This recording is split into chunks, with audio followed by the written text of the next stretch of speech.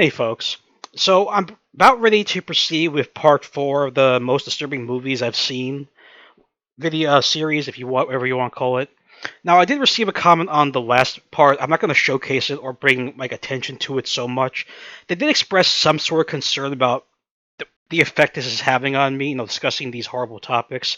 I did reply to them. I don't want to bring too much attention to this.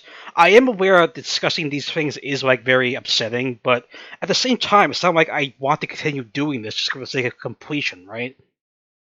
I do feel even though I am upset by certain things I'm discussing, the whole purpose and subject of the video, like, is still like relevant to me, which is why I want to keep doing this. It's not just that I started it, I feel bad, I just feel compelled to finish it, alright? So, on that note, trailer 10, which we're about to go over, is definitely the worst of the all 15 things I'm going to cover on this list. A fair warning. Alright, so here we go, trailer 10. Oh, sorry, full screen, excuse me.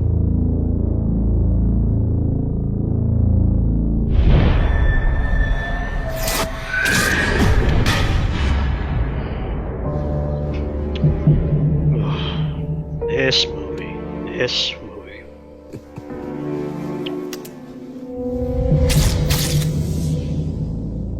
Slušaj me pažljivo. Sprema se nešto veliko.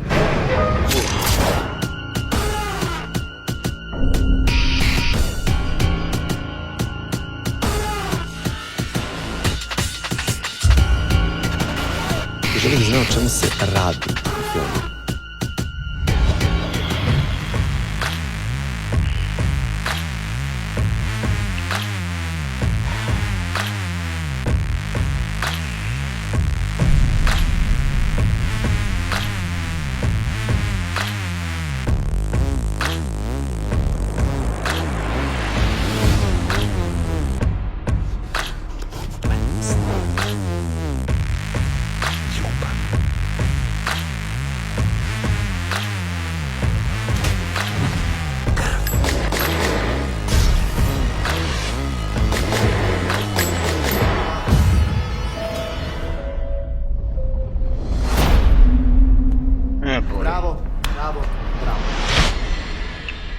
I can't believe that was actually in theaters. Oh my god, okay. So, if you've never heard of this movie, that's a good reason I envy you for not hearing about this before, but okay, we're gonna start with this one. Like I said, this is the worst of all 15 movies I'm covering. So, yeah, Serbian Film is probably a good reason you never heard of it, because it. Okay, so let's bring it up here. Trailer 10. Yeah, I know, like, in general sense, when it comes to games, I usually don't have a problem with they depict because I can still consider it in certain cases, I do consider it a form of art, like them trying to tell a story, even if it deals with mature themes. Obviously, there are some sort of exceptions to that where I feel like, yeah, this is just disgusting and revolting and serves no purpose. I could bring up Super Columbine Massacre RPG, I could bring up Custer's Revenge, but we're not talking about games here. We are talking about movies, and out of everything I've seen in my entire life, the subject of this, even if they are telling a story, what they depict in this has no reason to exist in fictional media at all. Like, there's no reason for this movie to exist, in my opinion. And that says a lot for me, who's seen a lot of things, including things on this list I'm already covering, but wow. I don't know what compels someone to make this. I really don't. There's no reason to. Yeah, substantial attention and controversy. No shit. Oh boy. Single most disturbing movie of all time. Sounds about right. Okay. Now, this is a foreign film, as if you couldn't tell by the subtitles or the title itself. Okay. So it came out in 2010, Serbia, obviously. I'm not surprised it made very little money. I'm not surprised by that at all, to be honest. Okay, what do the critics say?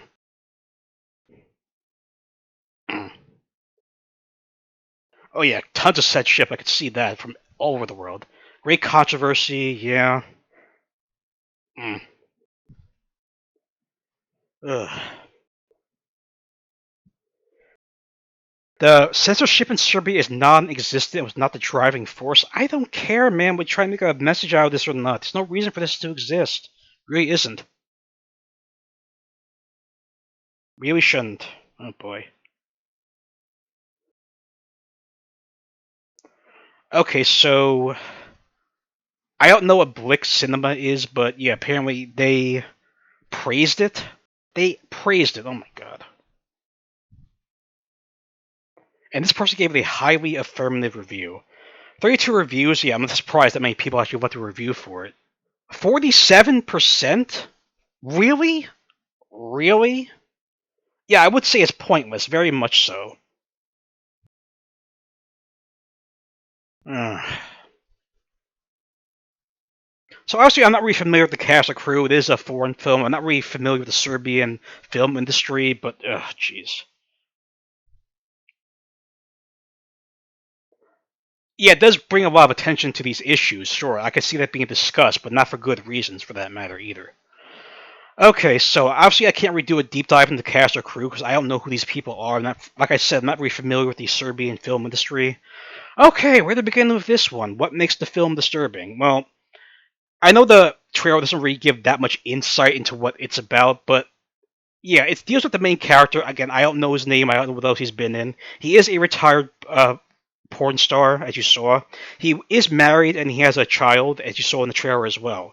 But then he gets this. It's not like he's like in total financial ruin, as far as I remember. Not that I really want to remember anything from this travesty, but he's offered like a chance to act in a porn film, and he's offered a gigantic amount of money or whatever equivalent of money that was. I don't know. So he's introduced to the guy. He seems kind of shady, but he's offering money, so he's inclined to accept it, right? Well, this is where things go horribly wrong because he's not really given any insight to what he's actually filming, as you saw when he's brought into a room and just told to act naturally or whatever it was. I don't. Jeez. So of course, it involves a ton of fucked up shit. I think sort of Hostel. If you guys ever seen Hostel, which is involved with the torture industry, which I don't know if that is an industry or not. I do think they are exaggerating things a bit that depicted in that. But in regards to this, not just a matter of torturing people, it's done as a form of entertainment, which don't even get me started on people enjoying this sick shit. But yeah, I mean, the real life sense. I mean, I like a form of media, but wow. So yeah, he's like assaulting people, he's torturing people, he's mutilating himself, he does decapitate a woman. Jeez. And of course, it just gets worse and worse and worse. I don't want to go into the details too much because it's really just triggering me just thinking about it. Okay, so like you see the most horrific shit imaginable in this. And yes, I understand what they're showing in the movie is not real. It is acted out and stuff, but I don't need to see depictions of these things regardless if it's fake or not. I really don't. Mm. So the end result is that okay, where do I even start with the end result? The end result was that his when he was shooting the gun in the trailer, it's because he realizes what they were doing. He's sort of in like a drug state, and when he realizes what the hell is going on, so he just kills everyone involved in the production, which includes his wife and son. Which, Jesus Christ! And yeah. End result is he realizes what he's done, and he ends up killing himself with his wife and son. Like they shoot himself together with like one shot through each other. Jesus Christ! Oh my god. I mean, it's not like he did any of these things to hurt anybody. He just got involved in this and was drugged up and psyched up and stuff. He didn't know what he was getting into, but oh my god. Oh my god, jeez. Yeah, as everything I've mentioned so far in this list or will mention on this list, stay away from this movie like the fucking plague. I swear to god, guys, don't look at it into it at all. I know I'm sort of bringing attention to it, but not in a positive fashion by any means. This is something I absolutely feel should not exist in any form. Again, I don't care if it's fictional, what they're depicting is fictional. Like no one's actually getting hurt what you're seeing, but goddamn, I don't need to be reminded this sick shit exists in the world. I really fucking don't. And such a horrific manner for that purpose. When I say the depictions are so extreme, I am not kidding, guys, because this movie, by American standards, got the NC-17 rating. Now, I know many people aren't familiar, or even a casual moviegoer would not be familiar with that so much, but can I even look that up with its rating? I mean, it's probably on IMDb, right? Yeah, of course, there's an IMDb list here. Okay, bring up an IMDb. So where's the rating for this? Let's see. Yep, NC-17 for extreme, aberrant, sexual and violent content, including explicit dialogue. Yeah.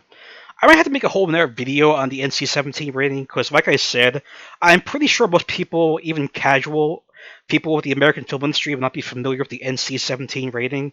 It's only been around for a short period, believe it or not. I think it was introduced in the early 90s as a means of like okay, that's a discussion for a whole nerd video about what the NC-17 rating is and what it represents, but I'm not here to discuss that here. I will make another video on that. Because now that I've explored this topic, I imagine like many of you are like, what the hell is the NC-17 rating? How the hell have I never heard this rating being an official thing as part of the MPA? Yeah, no, I'll go into that in another video, but for right now, no, I don't recommend anybody look at this movie, like, at all. It's just something that's so revolting. I don't care if it is trying to tell a story or not. They don't have to go with such extreme measures to depict that story, alright? Let's leave it at that. Ugh. Definite sour taste in my mouth. Okay, now to trailer 11. We'll just move on from that, shall we? Please. Get that thought out of my head.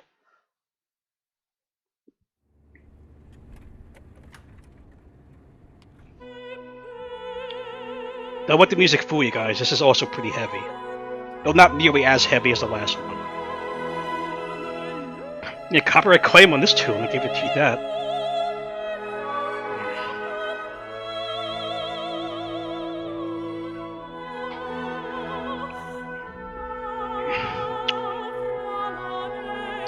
Oh, jeez. What is it, honey? There's someone here. Hello? Sorry to disturb you. I'm staying next door. Please, come in. Wow, that's a really great set of clubs. Mr. Farber. What? Yeah. You want to call someone? An ambulance? Or the police? Why are you doing this? Ugh. Have a seat, please. I'm Paul. We're gonna make a bet now. You bet that you'll be alive tomorrow at 9 o'clock, and we bet that you'll be dead. Eeny, meeny, miny, mo. Catch the tiger by the toe. If he hollers, let him go. Eeny, meeny, miny, mo.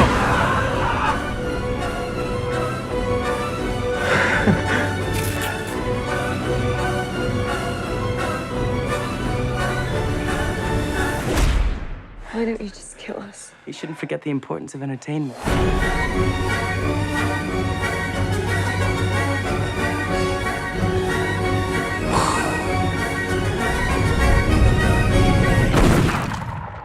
You shouldn't have done that, Anne.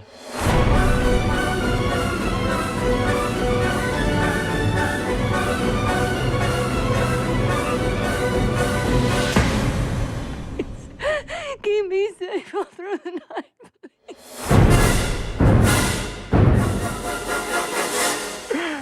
That's awesome, really. Really.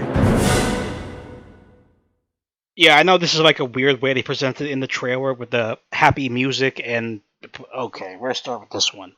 I'm pretty sure I also rented this from Blockbuster, so let's see what the date is when this came out. If it's between 2005 and 2011, I will know for sure that's where I first saw it. Yep, 2007, here we go, okay. So I know it seems like a very weird presentation with the trailer, but the movie itself is also presented very weird as well. Okay, so it's so weird about this movie in particular. This movie that came out in 2007 named Funny Games is an American remake of a film of the same name, right? It's by the same director, too. This I'm a Michael person. I'm not going to try and pronounce his last name, because I don't know how to pronounce it. I'm sorry. Yeah, it's his own film from 1997. Same name, same subject matter, but with an American audience set in America. So, I know some people might think, well, that's kind of weird. A foreign director doing an American remake of the same movie. That has actually happened before, believe it or not. Because if anyone's familiar with The Grudge, the Sarah Michelle Gellar movie, It Never Forgives, It Never Forgets. That is the American remake of a movie called Ju-on, The Grudge, made by the same director. Let me just bring that up real quick if I can. Let's see. Sorry guys, my keyboard's off camera, so I do have to lean in anytime I want to do it. Let's see. Yeah, this guy directed the first one. I remember hearing about that. He's a foreign director, from what I know. Yeah. So this came out in 2004, according to this, and is a remake of the 2002 movie Ju-on, The Grudge. I knew that already. So it's not as uncommon as you might think, guys. Also worth noting, not that this is any spoilers for The Grudge or anything, but there is a woman and a boy in the American version of The Grudge. It's the same woman and boy he used for his original movie, by the way. So maybe I don't know if they are bilingual or not. That's maybe why they didn't have any like dialogue in the American version. But there you go. He used the same two people for his original for the remake. So that's a lot of dedication, mind you. Point out. So okay, anyway, back to funny games. I ain't getting a little off topic here. So same guy did this American remake. I have not seen the original version, so I can't really say how accurate it is to that. But from what I understand, it's sort of like the same exact scenario. So okay, jeez. Now let's go over the cast real quick. As you saw in the trailer, you have Naomi Watts as the mother. Now she is very talented, by the way. I've seen her in a lot of things. I'm sure, pretty sure many of you have as well. Now Peter Jackson's King Kong remake comes to mind. Um, she also is a two-time Oscar nominee. I want to point that out. Lead acting 21 Grams and lead acting The Impossible, both fabulous acted dramas, by the way. I recommend you guys see that if you haven't. Now, Tim Roth might not be as well known. He is an Oscar nominee for something called Rob Roy. I have never seen that. It came out in 1995, apparently. I don't know, so I can't really comment if he was good in that or not, but he was nominated for that. As far as what else I've seen him in, he was in Reservoir Dogs, Quentin Tarantino's debut movie. He was also in Pulp Fiction, which was also directed by Tarantino. I also saw him in the Incredible Hulk, not the Eric Bana version. That was and not the Mark Ruffalo version. This was the Edward Norton version. Had so many people play Hulk, but yeah, he was the sort of the rival to Edward Norton's character in that movie. And I also know he was in something called Broken, but I don't know anything about that. Because there are like three different movies I know of personally that are called Broken. One is an independent horror movie. There was this drama with Tim Roth. And there was another movie, which is a drama with Heather Graham and Jeremy Sisto, also called Broken. So, alright. Yeah, as for Bradley Corbett, yeah, we saw him in Mysterious Skin, right? Also on this list. He was the teenager in that. And Michael Pitt, not very well known in my opinion. I've seen him in a few things. He was in Murder by Numbers, very creepy sort of crime movie. Sandra Bullock was in the detective in that. Other than that, I know he was in something with Marlon Brando, I believe, the late Marlon Brando. I don't know what the name of it was, or maybe getting confused with something else. He was also in a movie called The Dreamers, a weird sexual drama, which also had the NC-17 rating, by the way. That was not very good in my opinion, because not that it's I didn't really see the point of that movie. He plays a tourist in Europe, and he has this sexual escapade with a brother and sister. Yeah, but anyway, he's pretty known for doing some dark roles, and this is definitely qualifies under that category. All right, so that's the rundown of the crew, cast and crew. Right. So what makes this movie disturbing? Well, again, I can't really say for sure of the source material. Basically, they are just Naomi Watts, Tim Roth, father, wife, and husband, and the son. I don't think the son is anyone very famous or not, but so they're just like going about the day routine when Michael Pitt and Brady come over. Yeah, Brady. I gotta remember his name is Brady. Jeez. So for whatever reason, no reason in particular, they just start harassing the family. It's not as like subtle as it's shown in the trailer. They ask for a bunch of eggs, but then he purposefully breaks them. It's like, oh, I'm sorry, I broke them. Can I have more eggs? And she gives him more eggs. He keeps breaking them to the point where Tim Roth just arrives back home or something, and he just slaps the guy out of like frustration, like you're bothering us, you're insulting my wife, get out of our house, which prompts him to pick up the club and whack him. So that takes their ability away to fight back physically, because take out the strongest person in the family. Yeah, I get that. So, but things get so much worse here. I know it's film is in the trailer. This sort of depicted as humorous, but this is not humorous in my opinion. It's just very dark because basically the entirety of the movie is them harassing and torturing this family, both psychologically and physically. So yeah, you saw that dog go up the stairs to the trailer.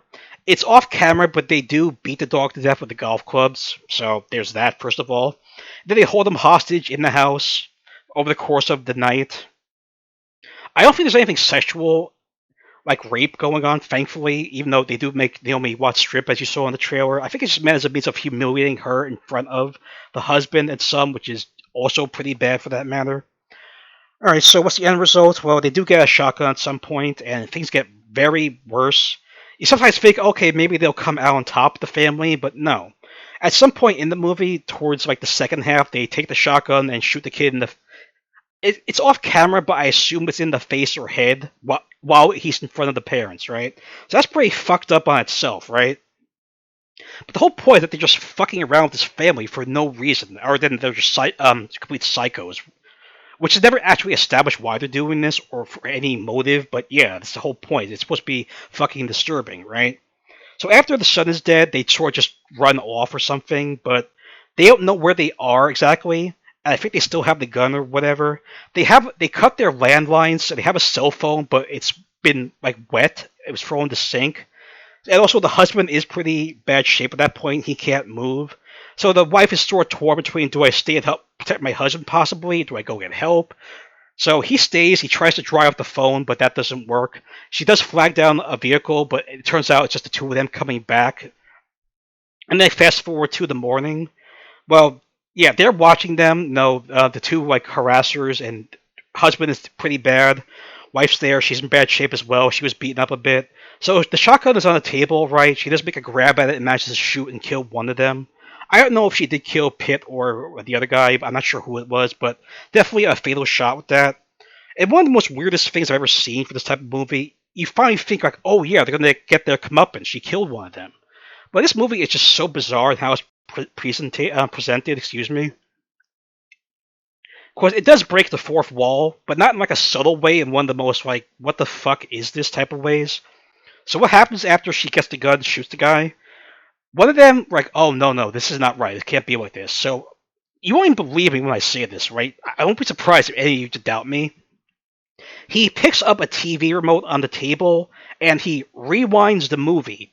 Like, I am not fucking kidding. You guys can look at this movie yourself and see I'm not lying about this. He rewinds the movie back to the point before she grabs it. So he intercepts her before she manages to get her hands on it. Then he picks up the gun and shoots the father dead. Like, he's on the floor. It's off camera, so he's sort of pointing the gun downwards. It says, "Well, this is your." I don't know exactly what he said. I don't really care for that matter. So he's dead, right? Shoots him.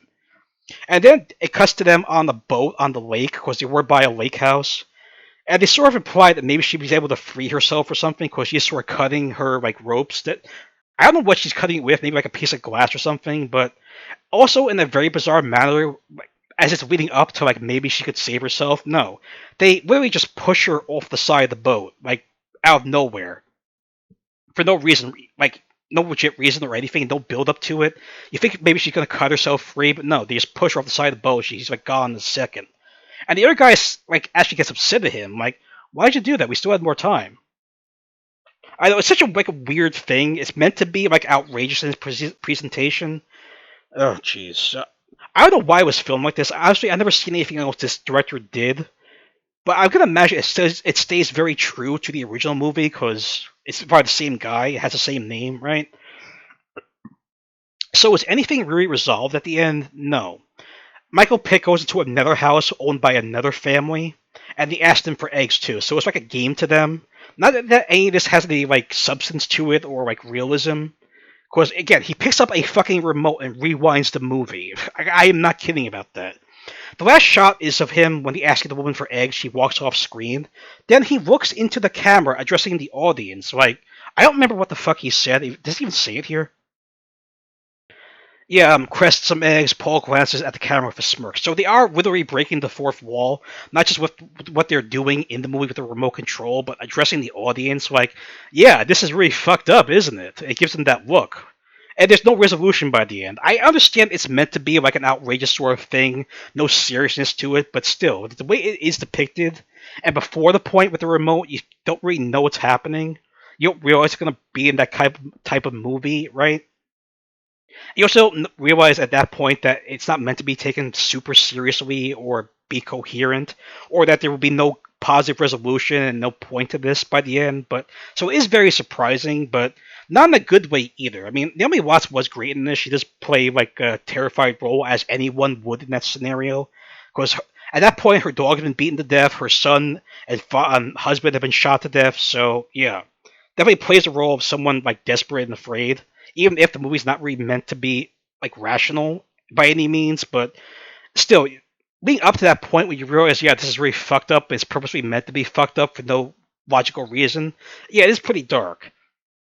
I remember on the cover for this when when one of them is posing like gloves and the golf club is sort of bloody on the front cover. I remember one of the critics, though, usually put critic quotes on these covers, and one of them said, "Profoundly disturbing." Yeah, no fucking shit. Okay, so that's what makes it so bad. I don't know if I recommend this or not. It's kind of like a very outlandish movie. Not that it's be disturbing just to be like a good story or not. It's just meant disturbing in such a weird way. It's hard to take it seriously anyway. That's my take on the matter, guys. We got one more movie to go for this list, trailer 12. I'm not even sure which movie this is, but let's see. DreamWorks. The man who said I'd rather be lucky than good saw deeply into life. Oh my god.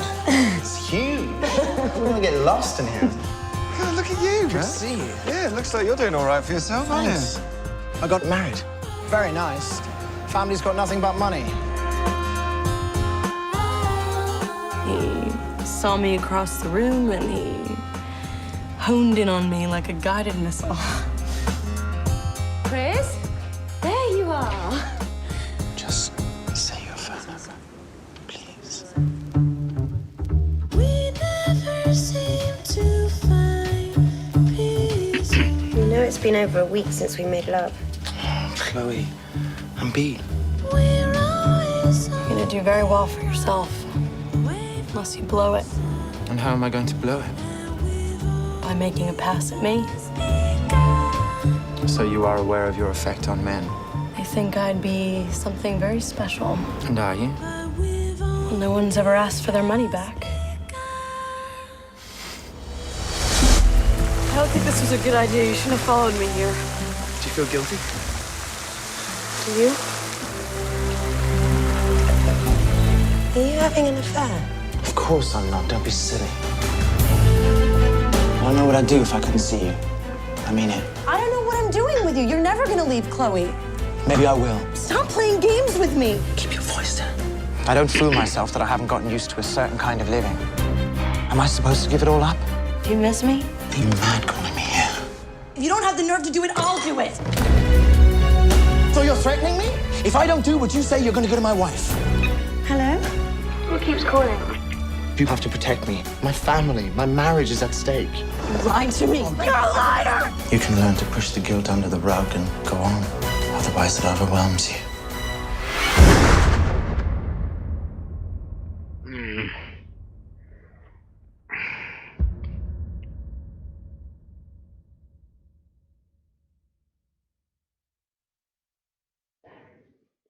I still can't believe DreamWorks distributed this, because they're mostly known for, like, nicer things. Okay, so we'll start with this one.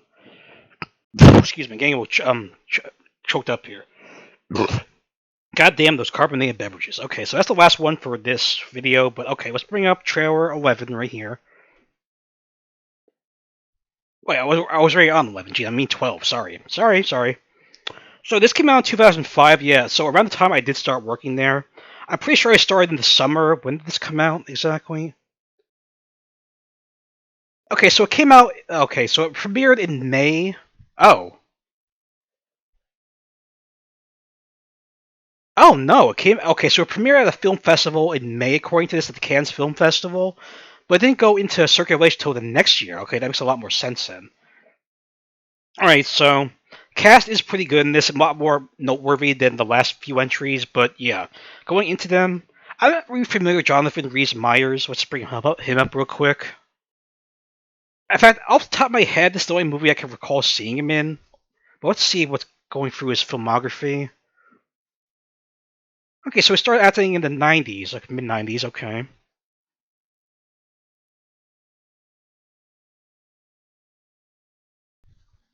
Oh, he was in Alexander? I remember him being in that, but less said about that, the better. Just not very good, for that matter. Okay, Mission Impossible 3. I don't remember him being in that either. Okay. Yeah, I know of August Rush. That's with the kid from Charlie and the Chocolate Factory, I think. Yeah, I never saw that, though. That is what it is, right? Yeah, 10-year-old kid with the guitar, right? I remember seeing that in my store. I just never watched it. Oh, he was in Albert Nobbs. I remember him being in that either. Very good performance by Glenn Close. She did receive another Oscar nomination for that. Might have been her 7th or 8th, I'm not sure. Yeah, none of these things are really calling out to me, but there are. Oh, he was in The Wake? Is that the film I'm thinking of? No, I'm thinking of the Hayden Christensen movie. This is something different. All right. So yeah, not really a lot of things I'm familiar with him. Scarlett Johansson, I do know from a few things. I mean, she was in The Island, the underrated Michael Bay movie, by the way. I do think people should check that out more. Also, she voiced Mindy the Mermaid in SpongeBob movie, I believe. Let's see, bring up her filmography right here. Those are only two things I can think of off the top of my head, actually. Can I see her resume, please? Oh my god. You're not gonna show me her resume or like filmography? Jeez. Wikipedia is okay, so go with IMDb, I guess. Jeez, fine. Make me go to external link here. Oh, she was nominated for 2 Oscars? Excuse me, when? I was not even aware of this. Sorry guys, I gotta bring this up real quick. If we just load, thank you very much. Oh my god, really? My Wi-Fi is working. Why aren't they? Oh, Jesus Christ. Thank you. Okay, I'm not familiar with Marriage Story. I'm not familiar. Oh, she wasn't Jojo Rabbit. I never saw that either. I know I should. I know I should. I was not even aware of that. Jeez, where have I been? Okay, so going from most recent to okay. Yeah, I never saw the same movies. Not really my thing. Yeah, I know she was in Avengers as Black Widow. I never really got into superhero stuff that much, so I do feel there is an oversaturation of superhero stuff, guys. I'm sorry, I just can't keep track of everything. Oh yeah, she was in Ghost in the Shell. I heard she got a lot of backlash for that because of the whitewashing aspect of that. Not that I'm going into that per se for this, but yeah. Oh, she voiced the snake in the Jungle Book? Because Kaz is the snake, right? Didn't know that either. Yeah, I have heard of Hail Caesar. It's sort of like a mockumentary. I don't even know what that is. I think George Clooney is in that, right? Oh yeah, Lucy. I heard of that movie. I never saw that either. Oh, she was in her, she was the voice of Samantha in Her. Okay, and she was in We Bought the Zoo. That's the Matt Damon kids movie, right? Okay, so Iron Man 2. Yeah, I see that. Oh, how did I forget about Vicky Cristina Barcelona? Jeez, I saw that. Penelope Cruz won an Oscar for that, by the way. Jeez, how did I forget about that? Okay, 90 Diaries. Don't care about that too much. Oh yeah, she was in The Prestige. Very good Nolan movie. And the Black Dahlia. Wow, I mean that wasn't very good at all, but yeah, you get what I'm saying. Oh, yeah, I remember her in The Island. I saw that in theaters. Yeah, there she is in Match Point. Came out the same year, actually. Jeez. Yeah, yeah, Mindy. Yeah, the mermaid. Okay, so Emily Mortimer. Her name does not ring a bell to me. I'm sorry if. Okay. Does she have to be fucking barking now? I'm trying to get some work done. Matthew Good. Good. I don't know how to pronounce it. Good. Good. Okay. Yeah, Brian Cox. I am very familiar with. He's been a lot of supporting roles I've seen over the years, so I know him. Oh yeah, I do remember Ewan Bremner in this because he's more of a supporting actor as well. Penelope Wilton. Oh yeah, yeah, yeah. She was Barbara in Shaun of the Dead, the mother. Yeah, I remember that. Okay, before her name sounded a bit familiar. Okay, so yeah, I know this movie is directed by Woody Allen. It was also written by him, as far as I remember. I'm not going into his controversy, guys. You know what the story is. I'm not going into that. Okay, so yeah, good cast, good story. So what makes this movie disturbing? Well, not so much in its like on-screen depictions of what happens. It's the nature of what happens in the movie, which is makes it so hideous. So that's more the driving point behind this list.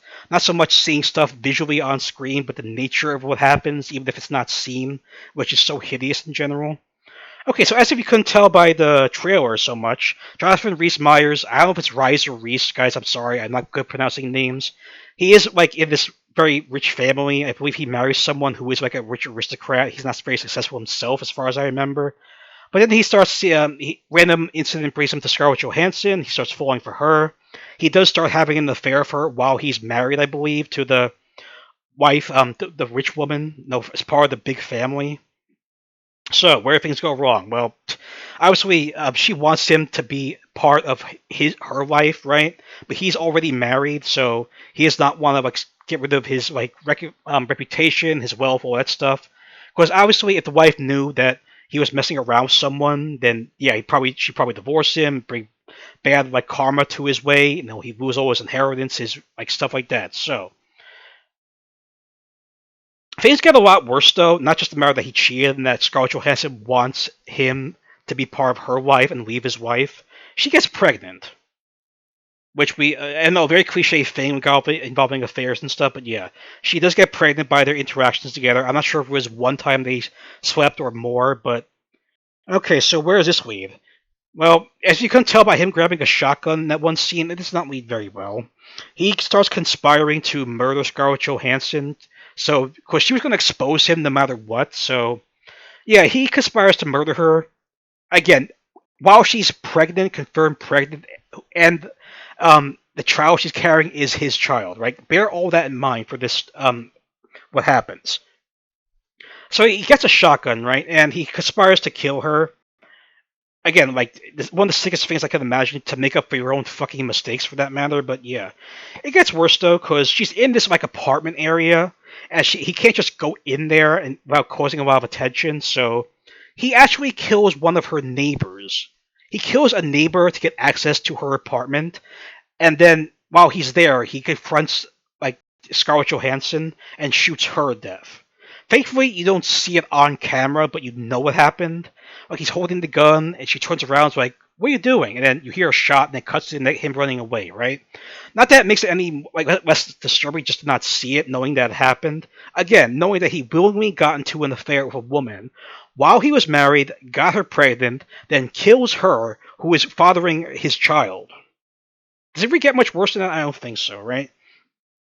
That brings a lot of mind to some other stories involving pregnant people, which I'm not going into, by the way. I'm not here to discuss drama or that matter, but you know what I'm talking about. So, yeah. What really, like, gets worse, though, is the ending, right? So he's obviously investigated as part of this. Not that they have any physical evidence tying this to him, because, he wore gloves, no one saw him at the scene, blah, blah, blah.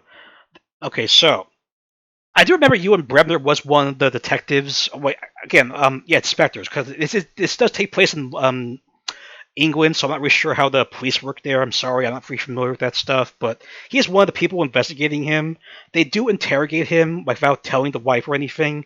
He does like do the crocodile tear routine, saying, "Oh, I didn't want her killed. I know I messed around with her outside my marriage, but I didn't want her killed." And he does that whole routine shit.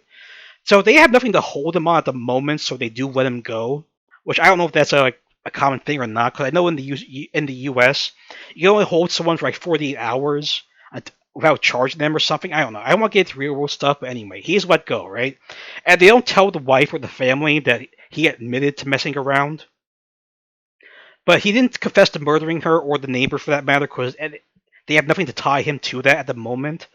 So one of the other investigators, who is not Ewan Bremner, just has an idea in his head. Like, wait, he probably did murder her, because there was this report of a gun stolen, and if we do all this stuff, do some more investigating, we could probably tie him to it, right? Well, okay. Well, things go horribly wrong in that regard, because after he left the interrogation, I believe at some point after he left, he has this wedding ring, this ring. I don't think it's a wedding ring, but it is a ring. I believe it was from someone. I don't know where he took it from. It was either from the neighbor or Scarlett Johansson. So, in an attempt to get rid of evidence, he throws it. He's in a park and he throws it over a fence into a lake, right, to get rid of the evidence. But, but he doesn't really like. He just throws it and walks away. He doesn't really stay to see if it lands in the water or not, which is the problem here. It hits the fence, the top of the fence, and falls back in towards the park, right? So it doesn't go into the water. It stays on the grass in the park, right? Now, at first, it doesn't seem like that's a big deal at all when you see it happen. Then you see the officer or inspector, excuse me, say, "Oh yeah, he did do it. I'm gonna investigate." But then he goes back to work the next day, right? And then Ewan Bremner's character says, "Don't bother. Um, it was a homeless person, right? So how is he tied to that? Well, the thing is, after he threw the ring and it bounced back into the park, a homeless person found the ring and picked it up, right? Because it was pretty valuable from what I remember in the story. So after that, you don't actually see any of this happening. You just hear you and Bremner talk about it. The homeless person went after someone else. He had no relationship to like what happened with main characters, but let's see.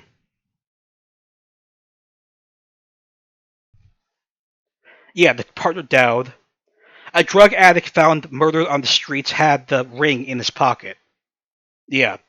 So they considered the case closed and abandoned any further investigation. So they surmised that he broke into the apartment, killed Scarlett Johansson and the neighbor, took the ring, right? Which is why he had it on him. Then he killed. He was found murdered on the streets. So it's like, oh well, they can't question him about those murders, but considering he had the ring in his possession and he was an addict stealing from people, right? Well, it's obvious he broke into the apartment, stole the ring, and that's why he had it on him. So the case is closed because they just tie that to him, even though they don't like have any physical evidence tying him to the murder of Johansson and the neighbor. They just assume, oh well, he had the ring, he must have done it. So that's it, no more investigation. And the sad thing is that he gets off entirely free. Reese Myers, yeah, he gets off entirely free. He never finds out that they close the investigation on him based on the way the movie is. He just assumes like, oh yeah, I guess they're not gonna into me any further. I got off the hook. The thing is though, he never even realized it by the end. The only reason they didn't investigate him further and would have caught him, like did some more testing and stuff, more investigating, is because the ring hit the top of the fence and fell back into the park. He had no idea that happened, right? He just threw it and walked away. Whereas if it had not, if it cleared the fence or hit the fence and went into the water, they wouldn't have had the ring. The homeless man would not have picked it up. They would have investigated him further, and he would have gotten tied to the murders. It's such a wild ending. It's just crazy, right? Not that it's a positive ending by any means, but it is very well written. I will give it that. Which does tie to the title of Match Point. Because it is sort of like a tennis sort of thing. Yeah, with it tied to tennis scores. So this sort of tie into it if the tennis ball hits the net and doesn't go over, right? That's sort of where the title comes from. So it is sort of just an insane story, but not regardless if the writing is good or bad. I just consider it very disturbing because of the implications. No, he fucked up, he messed around, he got a woman pregnant, and he killed his child, the woman fathering his child, and a neighbor just to cover up his like shitty actions, and he gets away with it. So that's what makes the film very disturbing in my mind. Yes, it is very well written, but that doesn't change the disturbing aspects of anything. And I also pretty much believe, I'm pretty sure actually, this movie did get nominated for its screenplay. I can just bring it up on IMDb real quick.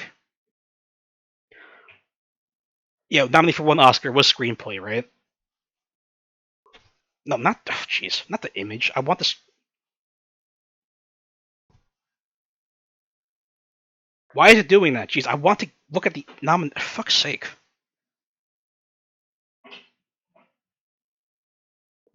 Why is it doing that? Can I not get? Oh, there we go. Yeah, writing a that. Okay, so Woody Allen did get their nomination for that. Okay, so I'm not going into the controversy about him, but yeah, the movie was very well done. It was very well written. It's disturbing because of the subject matter, absolutely. But I would recommend it just because it's very well acted, it's very well written. Regardless of the disturbing stuff, it is a good movie, but I do have to include it on the list because it does fit the profile of what I'm doing here. It was something disturbing in nature, not so much visually. And yeah, killing three people just to cover up you having an affair, it definitely qualifies under the category of disturbing in my mind. Yes, we have actually seen that in real life cases all over the world too, not just in America. But I'm not going into that again. I don't want to get involved in real life drama. I don't think this movie was written in response to anything else, any real case. I hope it wasn't. But yeah, that'll do it for this video. Okay, so I didn't get as upset, even though I did, entry 10 was the worst I'm covering in this whole list. I'm gonna try not to get too upset for the last video either, but no. It is what it is, guys. I just want to discuss these things. Because it's not like I purposely look at these things just to be upset and I'm talking about them to be upset. No. Because there are movies also that are very upsetting just because of, like, depressing, a tearjerker so much. I don't really look out for those movies just to be upset over them. No, I look at them for the stories or whatever, like the story being told, right? It's not so much that I want to be so depressed that I start crying or anything. Which, yeah, sometimes movies are advertised as tearjerkers. You hear about them through word of mouth. I've seen plenty for that matter. Again, not that I just specifically seek them out just to be very upset either. No. If a movie makes me very upset and makes me cry, it's because it succeeds well in the storytelling. Not so much I look for that reason just to be upset over it, right? I could bring up Hachi, A Dog's Tale, My Sister's Keeper, Stepmoms, many other things, but yeah, I look into something if the subject matter is something I'm interested in, right? It doesn't matter the cast and crew so much. Obviously, the Blair Witch Project completely indie film. Like all three people involved, brand new actors, actresses. The two directors were brand new. It was shot on a micro budget, less than $1 million from what I've read. It made like tens of millions at the box office. So not so much I was interested in whoever was involved in it because they were virtual nobodies, but I was interested in the story, right? And what it was done very well. It also gave birth to the found footage genre as well, for that matter too. So, all right, so okay, one more video to go here. I'm gonna be covering video movies 12 or 15 next time. And that'll be it. I do want to cover some other things regarding movies and maybe just some celebrities in general. Because as you can see, I do have some other things cooked up, like a Oscar nominee thing. I was thinking of doing something like people you may or may not know are Oscar nominees, and there's so many to choose from. Because a lot of people have been nominated, and people aren't even aware of that, like the general public. So I want to bring attention to that, which is obviously not going to be disturbing at all. So it makes me feel a bit more lighthearted and a bit more joyful to go through stuff like that. But yeah, stay tuned for more, guys. And don't worry about me getting upset over these things. I do appreciate the concern, I really do, but I would never do something that really puts me into a position that stresses me out too much or anything. So I'm doing alright, guys, okay? Thanks for watching.